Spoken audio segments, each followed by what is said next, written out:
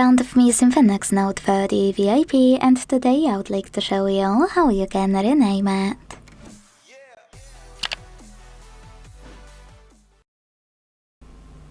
Firstly, open Settings and click on this section here, called My Phone.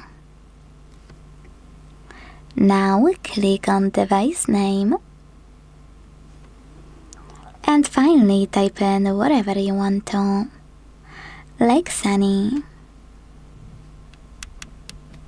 Once you're ready, select OK. As you can see, after a few seconds, name of my device has changed. Thanks so much for watching. If you enjoyed this video, leave a like, comment and subscribe. Bye!